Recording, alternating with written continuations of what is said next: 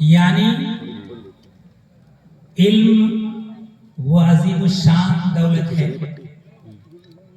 جس کو اللہ کی بارگاہ سے یہ دولت عطا کی جاتی ہے، اس کا درجہ اتنا بلند کر دیا جاتا ہے، اتنا بلند کر دیا جاتا ہے کہ اس بلندی کو کوئی دوسرا جو اس نعمت سے محروم ہے پہنچ نہیں سکتا۔ دیکھیے اللہ تبارک و تعالیٰ نے حضرت آدم علیہ السلام کو روئے زمین پر اپنا خلیفہ بنانے کا ارادہ فرشتوں پر ظاہر فرمایا،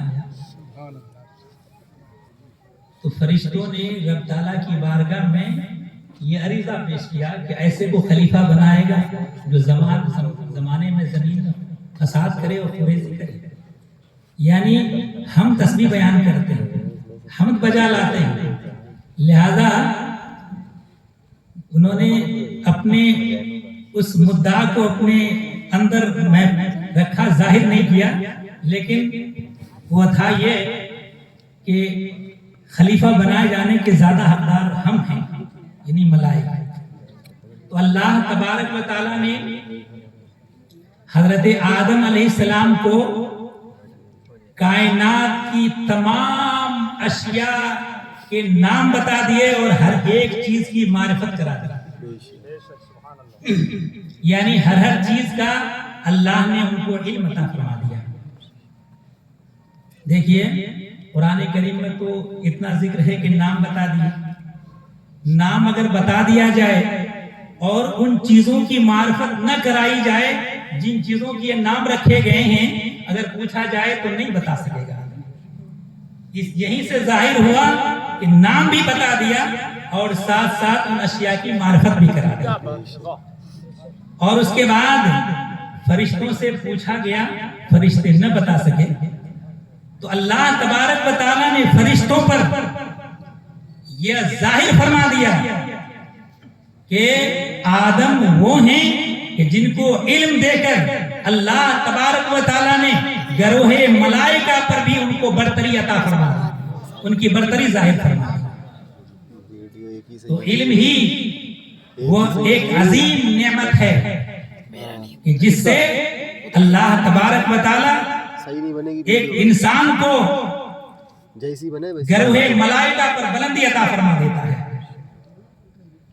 مگر ایک بات یہ جاننا چاہیے، آپ لغت کی کتاب میں دیکھیں گے علم کا معنی دانستن جاننا، لیکن ہر چیز کے جاننے کو علم نہیں کہا جاتا۔ عرف میں تو علم کہہ دیا جاتا ہے، مگر شریعت میں علم وہ نہیں ہے۔ علم کی تعریف کرتے ہوئے حضرت ملا علی قاری علیہ رحمہ فرماتے ہیں، العلم نور فی قلب المؤمن مقتبس من مصابیح مشکات النبوت۔ علم مومن کے دل میں ایک نور ہے جو مشکات نبوت کے چراغوں سے روشن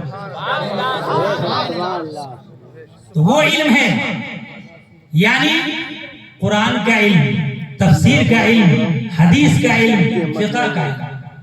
اس لیے کہ یہی علم وہ ہے جس کے ذریعے سے حلال و حرام کے درمیان فرق واضح ہوتا ہے، یہی وہ علم ہے جس کے ذریعے ہدایت اور گمراہی کے درمیان خط امتیاز کھینچا جاتا ہے، یہی وہ علم ہے جس سے ناجائز اور جائز کا پتہ چلتا ہے۔ اگر انسان کے پاس علم نہ ہو تو حرام کو حلال سمجھ کر ارتکاب کر بیٹھے گا اور فرائض کو مباح سمجھ کر چھوڑ بیٹھے گا۔ غرض یہ ہے کہ وہ بہت سی گمراہی میں مبتلا ہو جائے گا۔ علم ہی وہ ہے کہ انسان کو ہدایت کے راستے پر گامزن رکھتا ہے، مگر ساتھ ہی یہ ہے کہ علم ہونا چاہیے وہ علم ربانی ہونا چاہیے۔ اور آدمی اگر علم حاصل کرتا ہے اس لیے کہ دنیا اسے اہل علم کہے، یا علم حاصل اس لیے کرتا ہے کہ جاہلوں کے اوپر اپنی برتری اور ظاہر کرے، تو اللہ تبارک و تعالی ایسے اہل علم کو جہنم میں دھکیل دیتا ہے۔ علم وہ چاہیے جس سے بھٹکے ہوئے لوگوں کو راہ راست پر لایا جا سکے. جو لوگ گمراہی کے شکار ہیں ان کو گمراہی کے دلدل سے نکال کر جنت کے راستے پر لگا دیا جائے. لوگ حرام کا ارتکاب کر رہے ہوں تو ان کو حرام سے بچا کر کے حلال کام کرنے کی طرف لایا جائے. وہ ہے علم، اور اسی کی قرآن کریم میں اور احادیث میں فضیلت آئی ہے.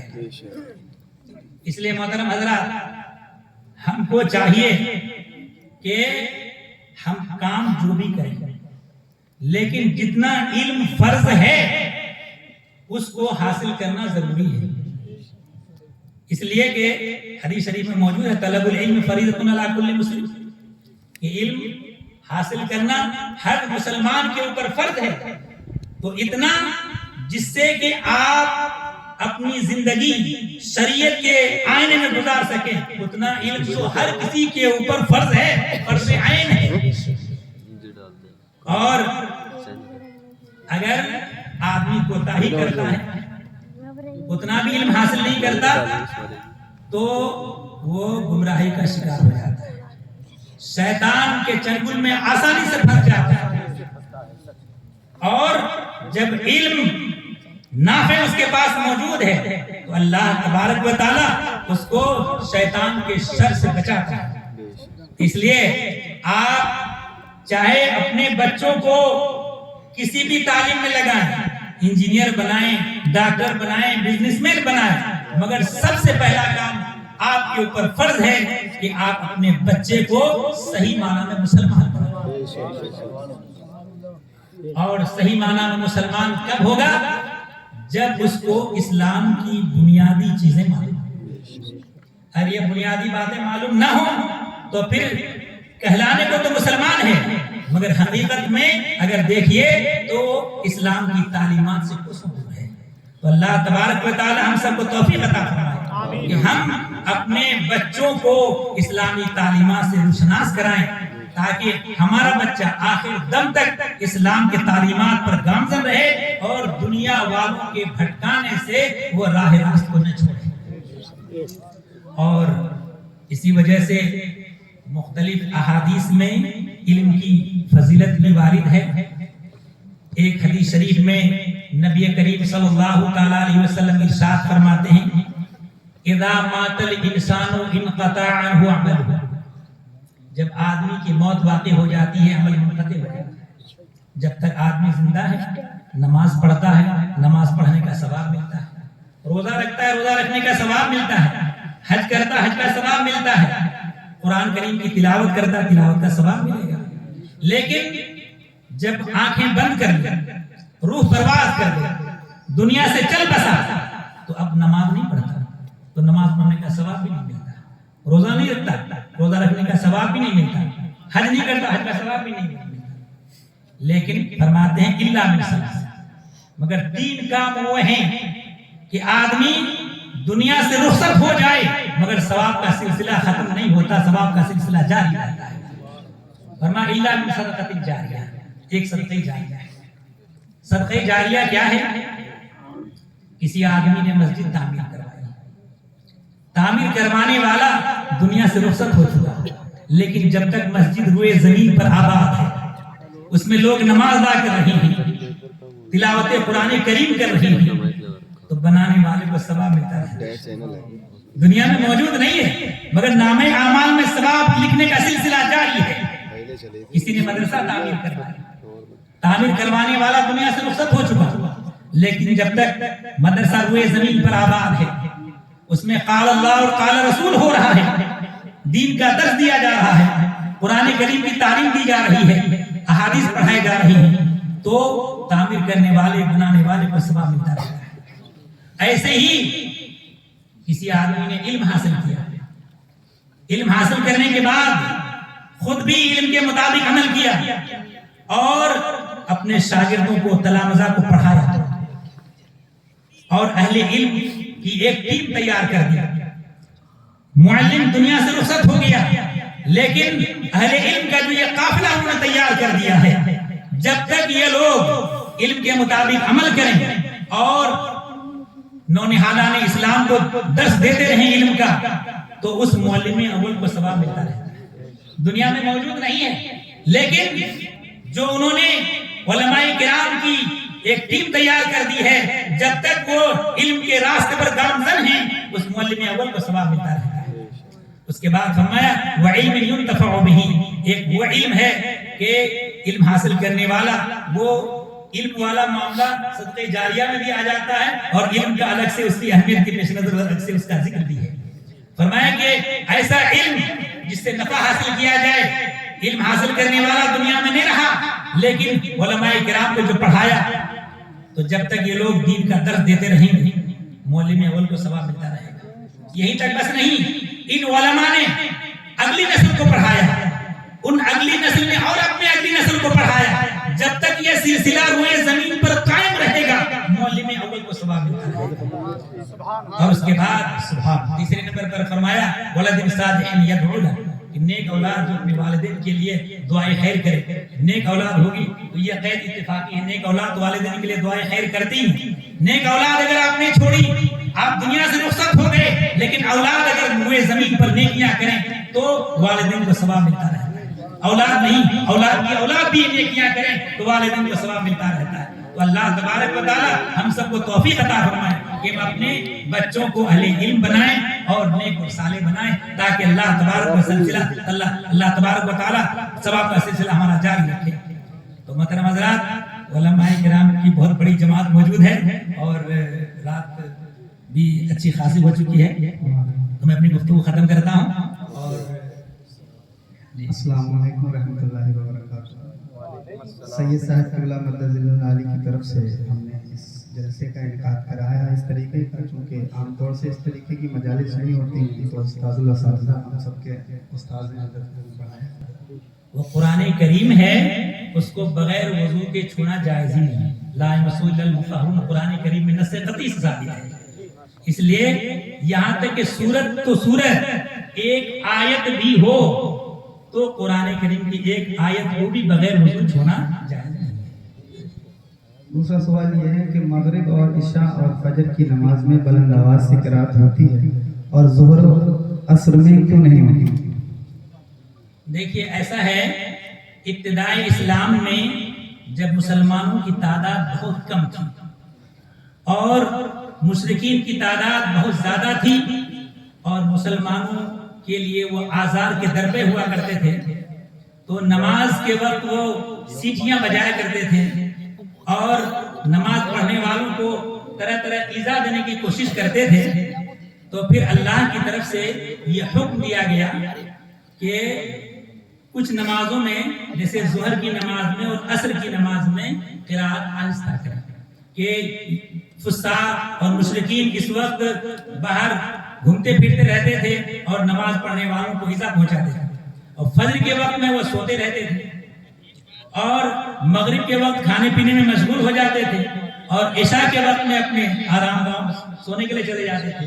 تو ان اوقات میں نماز پڑھنے میں ان مشرکین اور فساق کی طرف سے آزار نہیں پہنچتا تھا، اس لیے ان کا حکم برقرار رہا کہ وہ جہری قرات کریں، اور دو نمازوں میں حکم ہوا کہ وہ آہستہ قرات کریں تاکہ مشرکین کے شر سے بچے رہیں، اور وہی حکم بعد تک برقرار رہا۔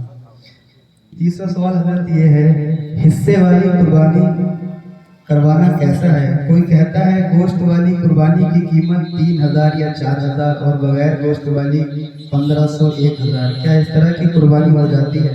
کیا اس طرح کی قربانی کرنا اللہ کے حکم کی نافرمانی ہے؟ دیکھیے ایسا ہے، یہ افسوسناک پہلو ہے کہ لوگوں نے عبادت میں بھی تجارت کا راستہ ڈھونڈ لیا ہے۔ تو قربانی کرانا آپ کی ذمہ، جن کے پر قربانی واجب ہے، بقدر نصاب مال کا مالک ہے، تو ان پر قربانی واجب ہے، وہ خود قربانی کریں یا کسی کو وکیل بنا کر ان سے قربانی کروائیں، لیکن قربانی ہونا چاہیے۔ اور کچھ لوگوں نے جو اجتماعی قربانی کرنے کا سلسلہ شروع کیا ہے، تو میں اس مختصر سی مجلس میں تفصیل سے اس پر روشنی نہیں ڈال سکتا. میں نے بہت تفصیلی اس پر ایک فتویٰ تحریر کر دیا ہے. تو آپ حضرات موقع ملے تو اس فتوے کو پڑھیں اور اپنے ایک شاگرد مولانا حسن صاحب اپنے جامعہ نوریہ سے فارغ ہوئے ہیں، انہوں نے ایک آڈیو بھی بنا دیا ساتھ میں، تو وہ آڈیو کچھ مختصر ہے، وہ سماعت فرما لیں گے تو آپ کی نظر میں بالکل واضح ہو جائے گا کہ قربانی ہمیں کیسے کروانا چاہتے ہیں.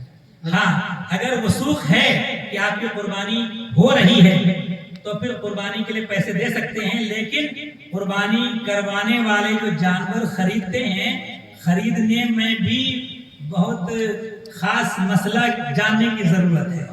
اس میں دوسرے سے قربانی کروانے میں 3 باب کے مسائل جمع ہیں: کتاب الاضحیہ، کتاب البیوع اور کتاب الوقار. تینوں باب کے مسائل کی معرفت ہو، اس کے بعد ہی اگر قربانی کروائے تو قربانی صحیح ہوگی، ورنہ تو بیشتر لوگوں کی قربانی ہوتی نہیں ہے، ضائع جاتی ہے.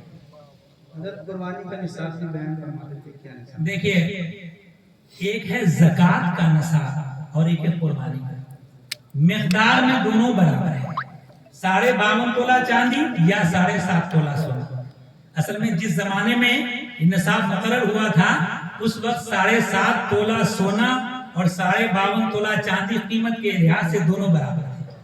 اب اس زمانے میں 52.5 تولہ چاندی کی قیمت بہت کم ہو گئی ہے، 7.5 تولہ سونا کی قیمت بہت زیادہ، لیکن شارع نے جو مقرر کر دیا رہے گا وہ اس میں کوئی تبدیلی نہیں کر سکتا.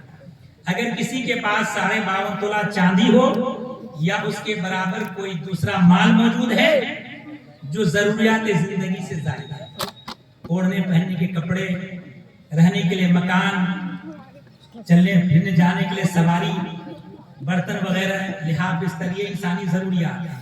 ان کے علاوہ اگر کوئی سامان ہے اور جس کی قیمت 52.5 تولہ چاندی ہے تو اس کے اوپر قربانی واجب ہے، اس پر صدقہ فطر بھی واجب ہے. ایسا ہو سکتا ہے کہ قربانی صدقہ فطر واجب ہے اور زکوٰۃ واجب نہ ہو.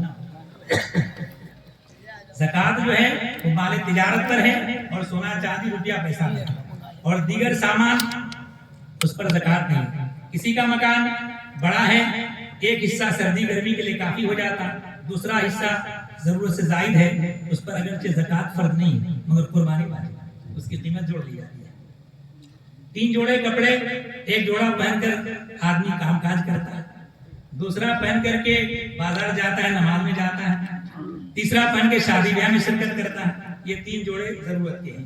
3 جوڑے سے زائد کپڑے ہیں، ان کی قیمت جوڑ لی جائے، 52.5 تولہ چاندی کے برابر ہو جائے تو اس پر قربانی واجب ہے. کتنے پیسے ہونا چاہیے کہ اس پہ جو ہے نصاب ہو جائے؟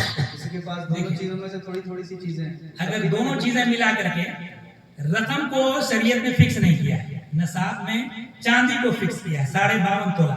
52.5 تولہ کا موجودہ وزن یہ 612 گرام 360 ملی گرام ہے.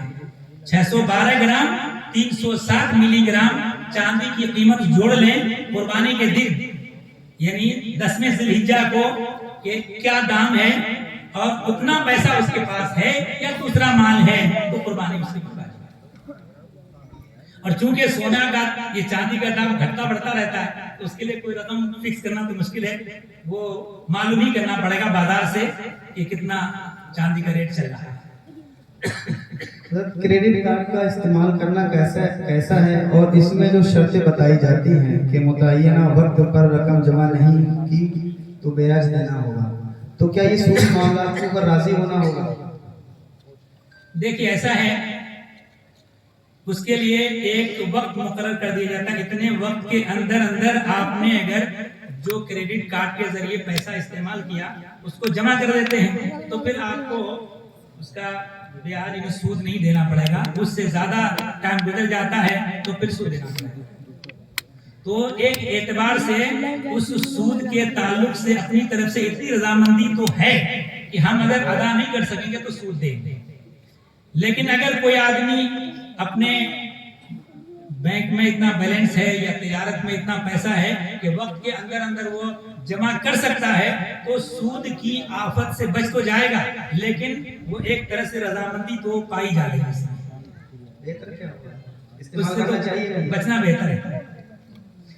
एक सवाल ये है, कुछ लोग शौक में सोने की चैन पहनते हैं, उसके लिए क्या हुक्म है? और आम तरीके से घुटनों को खोलकर ऊपर तक और नेकर वगैरह पहनकर रास्ते में घूमते हैं, मना करने पर अमल नहीं करते हैं, ऐसे लोगों के लिए शरीयत में क्या वही है? सबसे पहले तो सोने की चैन, औरतों के लिए तो सोना चांदी के जेवरात की इजाजत है, मगर उसमें भी शर्त है कि सोना और चांदी का हक अदा करें। यानी अगर नसाब को पहुंच जाए तो ज़कात दें, और अगर नसाब से कम है तो माफ है। और मर्दों के लिए सोना चांदी के जितने जेवरात तलफ़ुज़ ये नाजायज हराम है, अलबत्ता कुछ चीजों का मर्दों के लिए इस्तिस्ना है। यानी चांदी की अंगूठी वजन 4.5 माशा से कम हो और उसमें एक नग पड़ा हुआ हो, और ये भी याद रखिए कि नग बिल्कुल नहीं है तब भी नाजायज है, और एक से ज्यादा नग है तब भी नाजायज है, वजन 4.5 माशा से ज्यादा है तब भी नाजायज है। इन तमाम शराइत के साथ अगर है तो चांदी की अंगूठी पहनना जायज है, लेकिन न पहने तो बेहतर है। अल्लामा शामी रद्दुल मोहतार में फरमाते हैं कि 3 ही आदमी अंगूठी इस्तेमाल करता है, अस-सुल्तान, अल-काजी, अल-अहमद। यानी सुल्तान, उसमें अंगूठी पहले जमाने में जो नग है वो मुहर लगाई जाती थी, उसमें नक्श होता था, और सुल्तान को जरूरत पड़ती थी मुहर लगाने की, काजी अशरफ फैसला सादर करने में उनको जरूरत पड़ती थी, और जो तीसरा है वो बेजरूरत है, तो बेजरूरत वही होगा जो बेवकूफ है।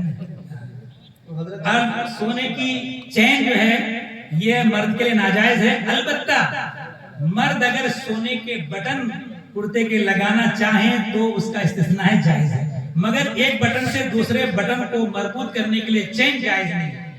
सिर्फ बटन सोने के मर्द इस्तेमाल कर सकता है, और छड़ी वगैरह तलवार का दस्ता चांदी का इस्तेमाल कर सकता है, उसका इस्तिस्ना है।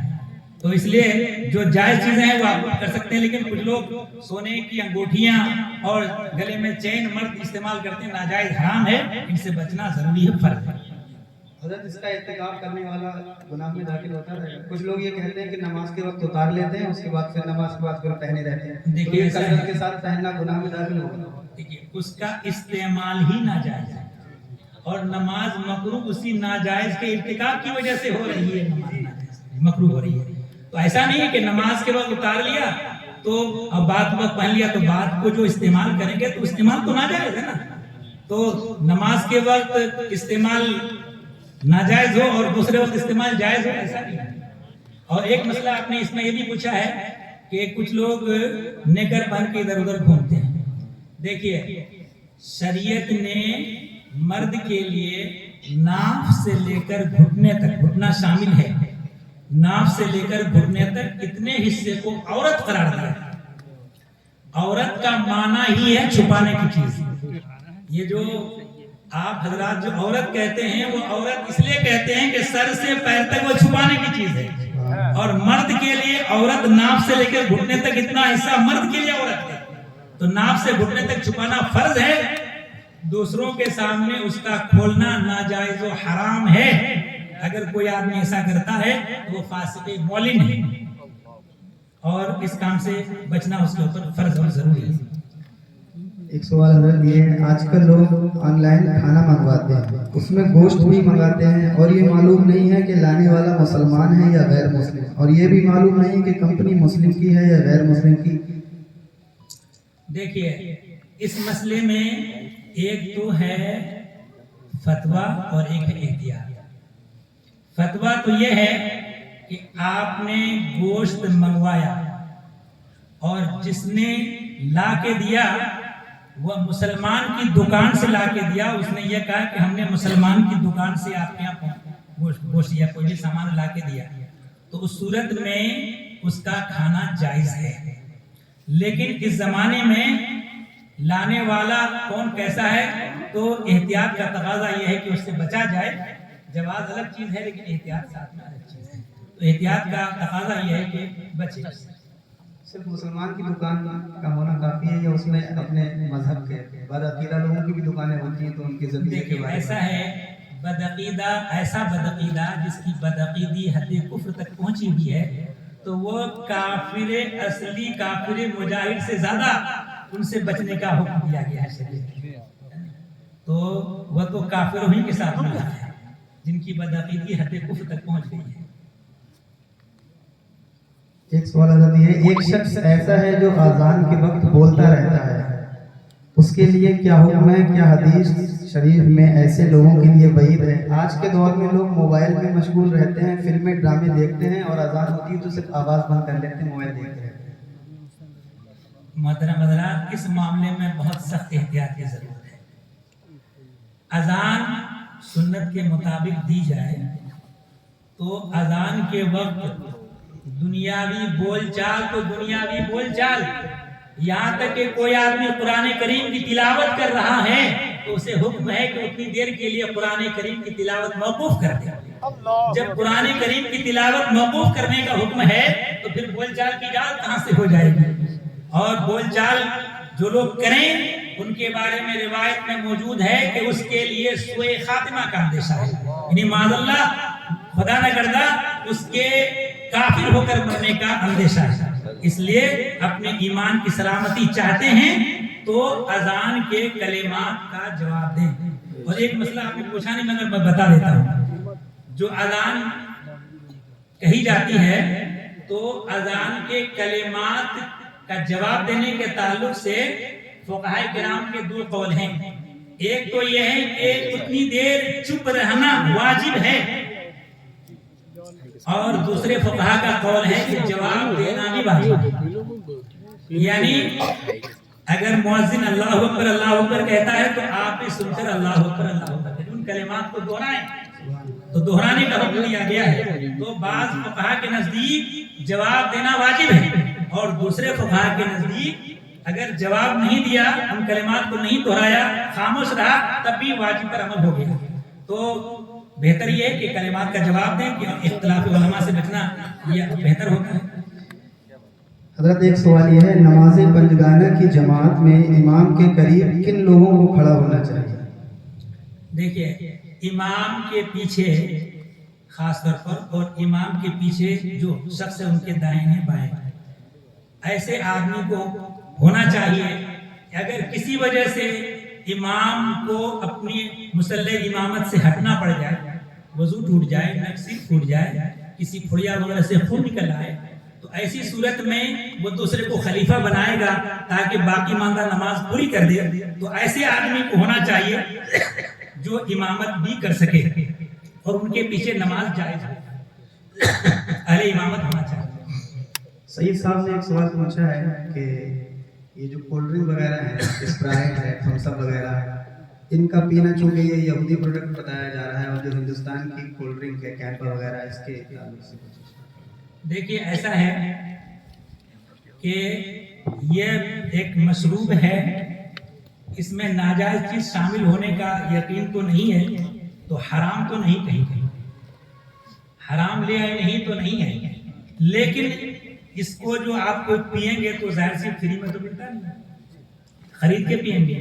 جب خرید کے پئیں گے تو اس کا پیسہ بیشتر یہودی کو جاتا ہے اور یہودی اس پیسہ کو حاصل کر کے مسلمانوں کے قتل عام اس پیسے کو صرف کر رہا ہے.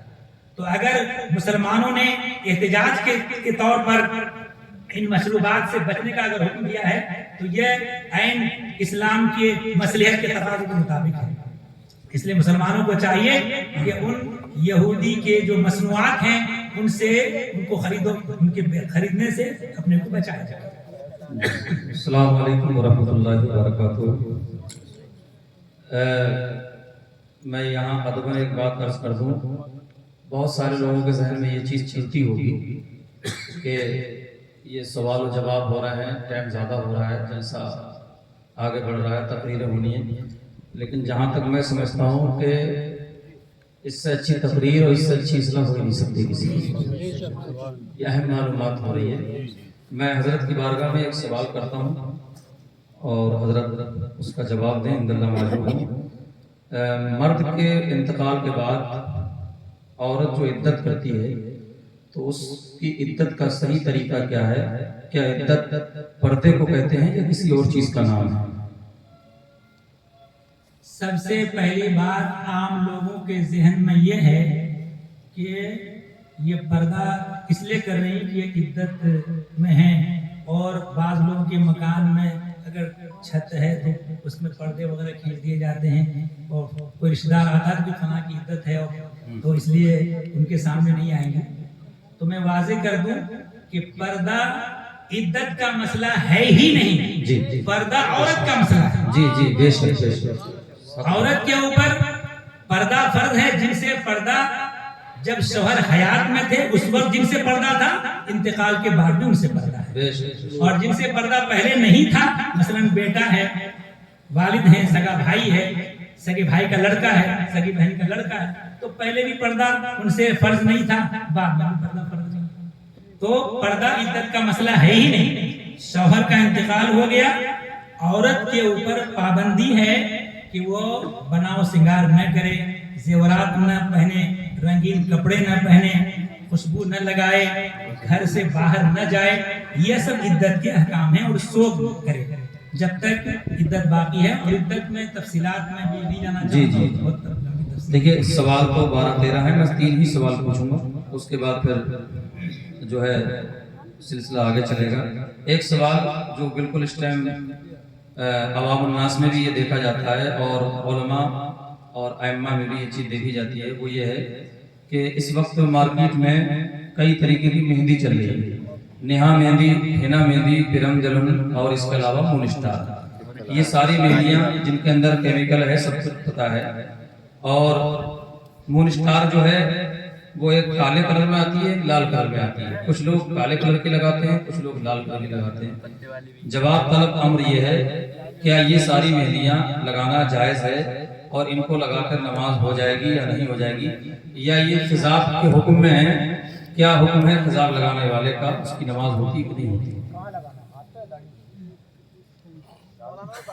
نہیں، مولانا اگر ہے تو داڑھی پہ لگائے، ہاتھ پہ نہیں لگائے. ہاتھ میں جی لگانا تو لال وغیرہ کوئی بھی رنگ ہو مرد کے لیے تو درست نہیں ہے. عورتوں سے مشابہت ہے وہ. جی اور ہاتھ میں عام طور پر لوگ لگاتے بھی نہیں ہیں. البتہ بال سر میں اور داڑھی میں جو مہندی لگائی جاتی ہے تو سب سے پہلے رنگ کے اعتبار سے گفتگو کر لیتے ہیں، اس کے بعد میں بات. جی تو کالا رنگ کرنا جیسے بھی ہو، اس میں کیمیکل ڈال کے ہو یا اصل جو مہندی پتے والی اس میں کچھ ملا کر کے کالا کر لیا جائے، جس نوع سے بھی کالا کیا جائے وہ ناجائز و حرام ہے. اور اگر کالا نہ ہو، رنگین ہو، یعنی سرخ رنگ ہو، اور اس میں بعض کیمیکل کی وجہ سے کتھئی کی طرف مائل ہو جائے لیکن متبین ہو کہ کالا نہیں ہے لوگوں کی نظر میں، تو وہ ناجائز حرام نہیں ہے. رہا یہ ہے کہ کیمیکل ملانے کی وجہ سے اگر بالوں میں لگانے سے بالوں کے اوپر اگر پرت جم جاتی ہو، جیسے پینٹ لگانے سے پرت لگ جاتی ہے نا، ایک تو ہے پرت اور ایک ہے رنگ، دونوں میں فرق ہے. کپڑا جو رنگا جاتا ہے اس میں پرت نہیں لگتی ہے، صرف کپڑا رنگین ہو جاتا ہے. لیکن دروازہ وغیرہ جو پینٹ کرواتے ہیں اس میں ایک پرت جمتی ہے. تو اگر بالوں کے اوپر پرت جم رہی ہے تب تو اس کا لگانا ناجائز ہے. پرت جم گئی تو وضو غسل میں آپ کے بال تو نہ وضو ہوگا نہ غسل ہوگا، تو اس لیے اس سے بچنا فرض ہے. اور پرت نہیں جم رہی ہے اور کالا رنگ ہی کیا جاتا ہے، سرخ ہے یا شوق کر لیا گیا ہے، تو اس میں لگانے میں کوئی حرج نہیں ہے. جی حضرت ایک سوال اور ہے، ارشاد فرمائیں کہ سود کی تعریف کیا ہے اور سود کھانے والے کا کیا حشر ہوگا، اور سود کھانے والے شخص کے ساتھ اٹھنا بیٹھنا کھانا پینا، اس کے یہاں نیاز و فاتحہ کرنا یا کرانا جائز ہے کہ نہیں ہے، جبکہ پوری قوم کو صحیح طریقے سے یہ پتا ہو کہ واقعی میں یہ شخص سودی ہے. دیکھیے سود جو ہے یہ تعریف تو گاڑی ہو جائے گی. عقد معاوضہ جو مال دیا جاتا ہے اس کے بدلے میں مال لیا جاتا ہے، اس عقد معاوضہ میں کوئی ایسا عوض ہے جو اپنے دوسری جانب میں عوض سے خالی ہے اور اس عقد میں اس چیز کی شرط لگا دی گئی ہے جس کی وجہ سے اس کا استحقاق ہوتا ہے، تو یہ ہے سود جو ناجائز حرام ہے۔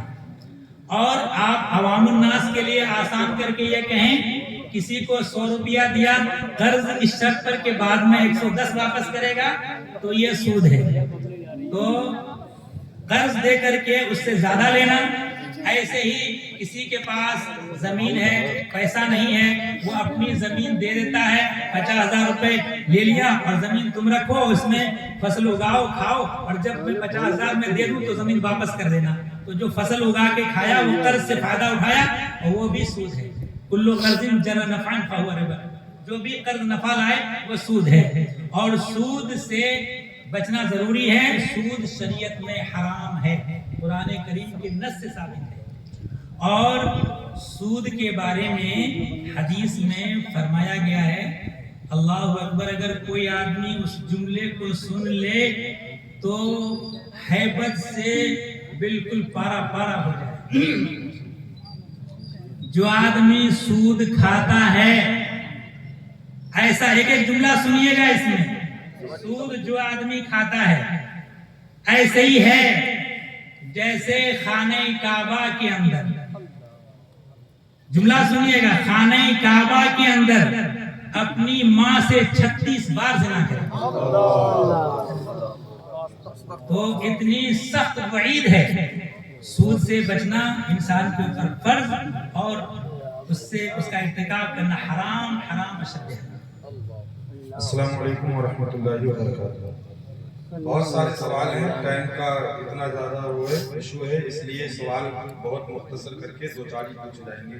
تقریباً 35-40 سوال میرے پاس آئے ہوئے ہیں جو سید صاحب کو بھیجے تھے لوگوں نے، لیکن 2-4 سوال اس میں پوچھتے ہیں۔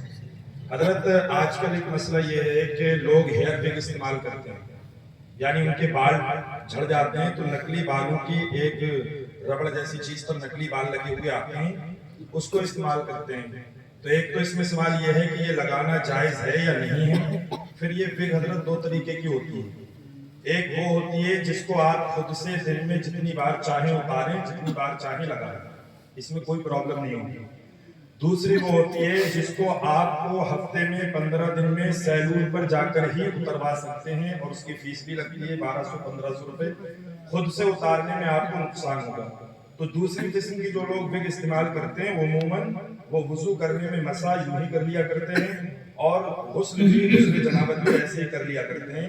تو اس کا کیا جواب ہوگا کہ وہ وگ لگانا جائز ہے یا نہیں، اور اس کے بعد ان دونوں سوالوں میں سے کون سی وگ پر مسا ہوگا کون سی پر نہیں ہوگا؟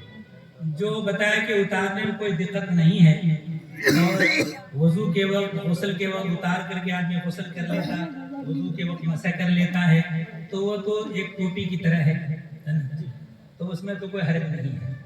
لیکن جو سر میں اتار کر کے مسح کر لے اسی کے اوپر مسح کرے گا تو درست نہیں ہے۔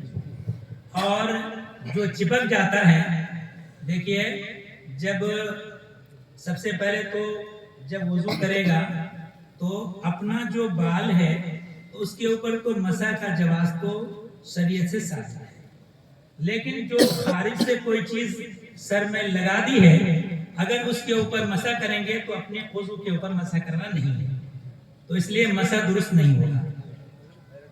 دوسری چیز یہ ہے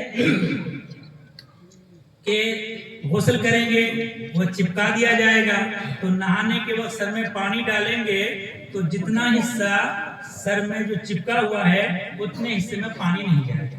جب پانی نہیں جائے گا تو اتنے حصے سے جنابت اترے گی نہیں، جب جنابت اترے گی نہیں تو اس صورت میں نماز بھی ناجائز اور حرام ہوگا نماز پڑھنا اس حالت میں، اور نماز بھی درست نہیں ہوگی۔ تو اس لیے ایسے وگ کو استعمال کرنا شریعت میں جائز نہیں ہے۔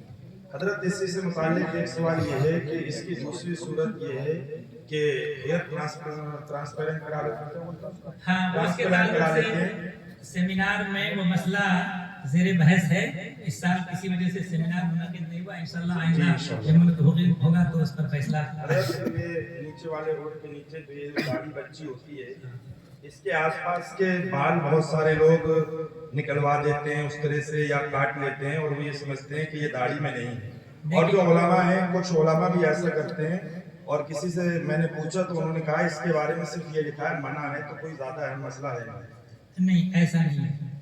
ये दाढ़ी के नीचे इसको अरबी में अनफका कहते हैं, और दोनों किनारे उसको भी बाकी रखना जरूरी है, और उसको मुड़वाना नाजायज है। और यहाँ तक कि फतावा रज़विया मौजूद है कि जो अगर मुड़वा ले तो उसकी शहादत मरबूद हो जाती है। तो जाहिर सी बात है कि जब नाजायज काम का इर्तिकाब करेंगे तभी तो शहादत मरबूद होगी। और हजरत फारूक आजम का नकल किया आला हजरत ने कि वो गवाही रद्द कर दिया गया। ऐसे शख्स के पीछे नमाज को देखिए, जब बार बार इर्तिकाब करेगा तो गुनाह सगीरा भी बार बार के इर्तिकाब से कबीरा हो जाता है, और वो एलानिया कर रहा तो फासिक मौलिद, और फासिक मौलिद के पीछे नमाज मकरूह तहरीमी वाजिब है। ऐसी नमाज दोबारा पढ़ना वाजिब है। हजरत एक सवाल ये है, बहुत सारे लोग नशे में या लाइमी की वजह से 3 तलाक़ें बल्कि 100 तलाक़ें भी दे देते हैं जारियत में, और होता यह है कि जब उनसे कहा जाए कि तुमने 3 तलाक दी है, अब तुम दोबारा इसी लड़की को अपने वापस निकाह में लेना चाहते हो, तो उसको हलाले का प्रोसेस बताया जाता है। जब वो ये सुनता है तो उसके कान खड़े होते हैं, फिर वो दूसरे मुफ्ती साहब से झूठ बोल करके फतवा ले आता है कि मैंने तो एक ही दी थी। तो ऐसे शख्स को हजरत एक तो यही है कि इस मसले का हुक्म क्या है, दूसरे इसको मुख्तसर 1-2 मिनट की कोई नसीहत। देखिए, ऐसा है, तलाक अगर 3 दे दे, चाहे नशे में दे या बगैर नशे के दे, गुस्से में दे या रजामंदी से, रजामंदी तो कमी कोई तलाक दे, वो सही में देता है तलाक, तो किसी हालत में दे तलाक पड़ जाती है। और ये समझना कि साहब नशे में था, नशा खुद नाजायज हराम है, तो उसके ऊपर जवाज का हुक्म कैसे मुरत्तब हो सकता है। और फिक़ह की किताब में, आम में, कुतुब फिक़ह में मौजूद है तलाक उस सकरान वाक़िअ, कि नशा वाले की तलाक वाक़िअ है, तो सूरत में कोई शक की गुंजाइश नहीं है, तलाक वाक़िअ हो जाती है। और एक बात याद रखिए, 3 तलाक देने से बीवी हराम और हराम हो गई, मिसले अजनबिया है, और अजनबी औरत से कोई माज़ल्ला अगर इंतकाब कर ले तो वह ज़िना है, मुर्तकिब हराम है, फासिक मौलिन है, फासिक है। तो वैसे बीवी को 3 तलाक के बाद अगर रख लेता है तो वो आइंदा हमेशा हमेशा के लिए ज़िनाकारी में मुब्तला रहता है, इसलिए उससे बचना फर्ज है। शरीयत ने जो तरीका बताया उसके मुताबिक अमल कर ले। रहा ये कहना कि एक मुफ्ती साहब के सामने ये बताया, दूसरे के सामने झूठ बोल करके फतवा हासिल कर लिया, तो अल्लाह ताला तो सब देख रहा है। दुनिया वालों की नजर में झूठ चल जाएगा, लेकिन अल्लाह की बारगाह में झूठ नहीं चल सकता। अल्लाह सब कुछ देख रहा है, तो इसलिए खुदा का खौफ दिल में रखो, दुनिया वालों का खौफ से कुछ नहीं होता, अल्लाह का खौफ दिल में रखना चाहिए। इसलिए तलाक अव्वलन तो देना ही नहीं चाहिए। अगर किसी वजह से दे दी है तो शरीयत ने जो तरीका बताया उसके मुताबिक अमल करना है। अगर ऐसा नहीं करेंगे तो फिर ज़िनाकार में मुब्तला रहेंगे। और एक बात बता दें कि आदमी अगर मुस्तर हो जाए, किसी आदमी के भूख के मारे नहीं खाएगा तो मर जाएगा, तो ऐसी हालत में हराम खाना खंजीर का गोश्त भी इतना जिससे जान बच जाए, खा ले, अपनी जान बचा ले। किसी आदमी ने इकरार किया कि खंजीर का गोश्त खाओ नहीं तो तुम्हें कत्ल कर देंगे, और हालत उसकी ऐसी ही हो कि अगर नहीं खाएगा तो कत्ल कर देगा, तो अपनी जान बचाने के लिए खंजीर का गोश्त खा सकता है। यहाँ तक कि अगर कहा कि कुफ्र बको, मुंह से निकालो, अगर उसके दिल में ईमान है और उसका कल्ब मुतमईन बिल ईमान है, जबान से कलमे कुफ्र जारी कर दे, अपनी जान बचा ले। लेकिन अगर किसी ने यह कहा कि जिना कर लो वरना कत्ल कर देंगे, तो उस हालत में उसको जिना करना जायज नहीं होता, कत्ल हो जाए मगर जिना नहीं कर सकता। तो इससे अंदाजा कर लीजिए कि जिना की कितनी बड़ी मतलब कितना भयानक गुनाह है, कितना शदीद हराम है। हजरत आखिरी सवाल है, ये मुश्तरका कुर्बानी होती है, इसमें ये पब्लिक में से किसी का सवाल आया और जिन हजरात के सवालों के जवाब ना मिल सके उनसे माजरत है, फिर किसी मौके पर इंशाअल्लाह। हजरत आखिरी सवाल ये है कि मुश्तरका कुर्बानी में बसा औकात ऐसा होता है कि कुछ लोग 2800 रुपए दे रहे हैं, उसी आदमी को 2800 रुपए हिस्सा मुतय्यन हुआ, मैंने 2800 दे के कुर्बानी करा ली, किसी ने 2700 दे दिए, किसी ने 2750 के 50 रुपए कम बढ़ हो गए, कोई अर्थ नहीं है, तो इससे क्या कुर्बानी पर कोई फर्क पड़ेगा? देखिए ऐसा है, कुर्बानी करने में जानवर खरीदा जाता है और कटवाने वाले से कटवाया जाता है, उसको उजरत दी जाती है। तो जाहिर सी बात है कि कटाई की उजरत सब पर एक सा हो। जानवर जो खरीदा गया अगर हिस्सा ही कम बेश है तो उस सूरत में अगर किसी एक आदमी का हिस्सा सुबह यानी 7वें हिस्से से कम हो जाता है तो उसकी कुर्बानी होगी ही नहीं, और एक की नहीं हुई तो उस जानवर में जितने और 6 शरीक हैं किसी की नहीं होगी।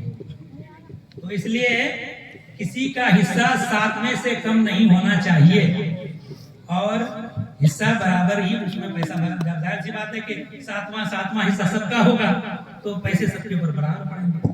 हाँ, पैसा मसलन 2700 पड़ा, किसी से 2800 ले लिया तो ये उसकी खियानत होगी, कुर्बानी करवाने वाले। और कुछ लोग ऐसा करते हैं कि कम पैसों में कुर्बानी हो गई, बाकी जो पैसा बचा अपनी जेब में रख लिया। तो बाकी पैसा कुर्बानी करने के लिए जिन्होंने दिया है उनका है बचा हुआ पैसा, वो इजाजत दें तो अपने ऊपर सर्व करें या किसी दीनी काम में सर्व करें। बगैर इजाजत अगर सर्व कर लिया तो ये उनके गैर के माल में खयानत करना है तो नाजायज है। हज़रत देखा जाता है कि बिला ज़रूरत लोग इंतकाल होने के बाद मैयत को फ्रीजर में रख देते हैं।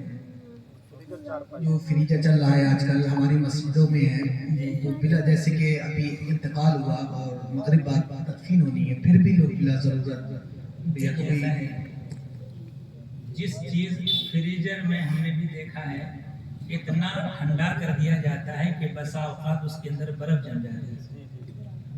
तो जिस चीज से एक जिंदा को अजियत होती है उस चीज से मैयत को भी अजियत होती है।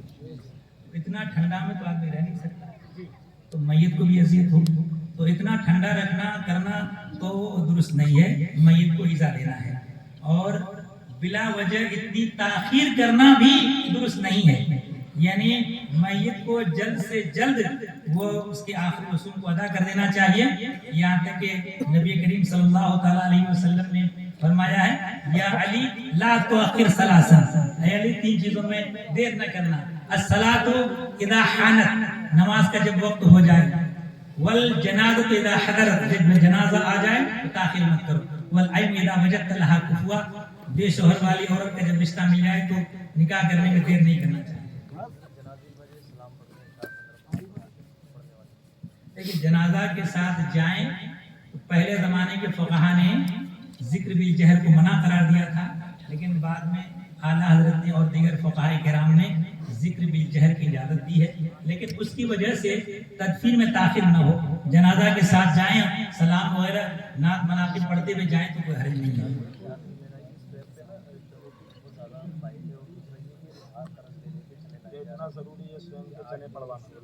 देखिए ऐसा है, ये जो सेम में फातिहा में अनवा की चीज़ें तैयार की जाती हैं, ये न फ़र्ज है, न वाजिब है, न सुन्नत मुअक्कदा है, एक अम्र मुस्तहब है। और अम्र मुस्तहब के अदा करने के लिए आदमी इतना मशक्क़त से दो चार हो जाए कि कर्ज लेने की नौबत आ जाए, ये मुस्तहसन नहीं है। जितना मैसर हो रहा है उतने से आदमी कर ले। चना के लिए कोई मिक़दार नहीं है, अलबत्ता रिवायत के मुताबिक कलेमा शरीफ 70,000 मरतबा अगर पढ़कर उसके लिए इसाले सवाब कर दिया जाए तो उसकी मग़फ़िरत कर दी जाती है। तो 70,000 कलेमा शरीफ चाहिए।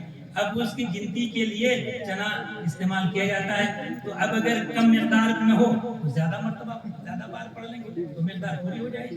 तो कोई वज़न शरीयत ने मुक़र्रर नहीं किया है।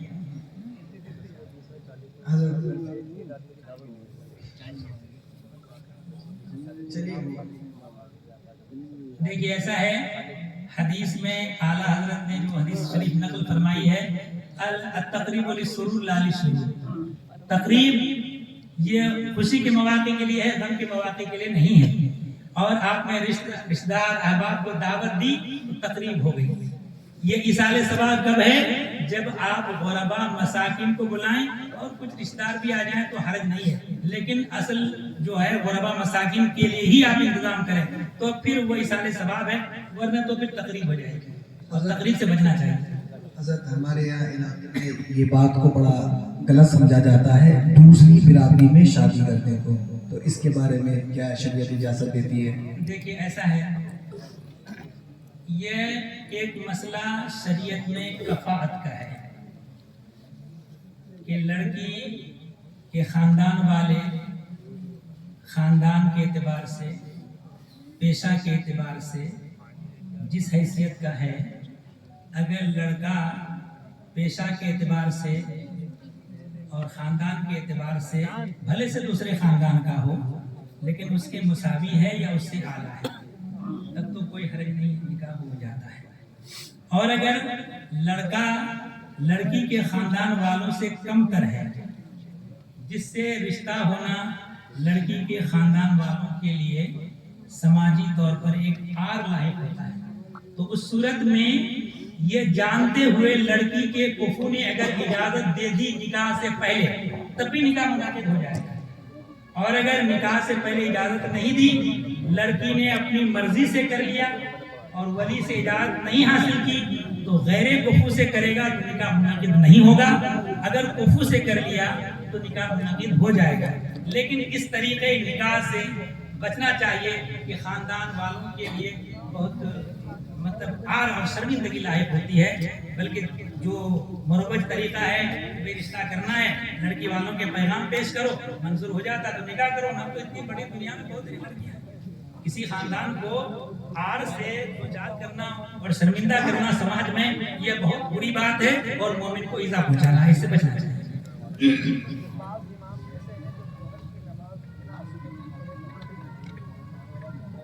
دیکھیے ایسا ہے، سنت جو ظہر سے پہلے پڑھی جاتی ہے وہ سنت مؤکدہ ہے، اور امام اگر اس کی عادت بنا لے تو یہ سنت مؤکدہ کا ترک کرنا ہے۔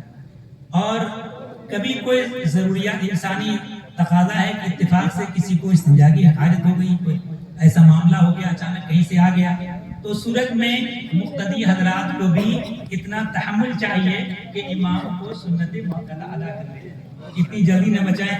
لوگ جو ہے عوام کے اور مقتدی کی جلدی مچانے کی وجہ سے ایسا کر دیتا ہے، تو امام کو اس بات پر مجبور نہ کریں، بھئی 2-3-4 منٹ لگیں، 4 منٹ صبر کر لیں، سنت پڑھنے لیں، اس کے بعد پھر نماز پڑھیں۔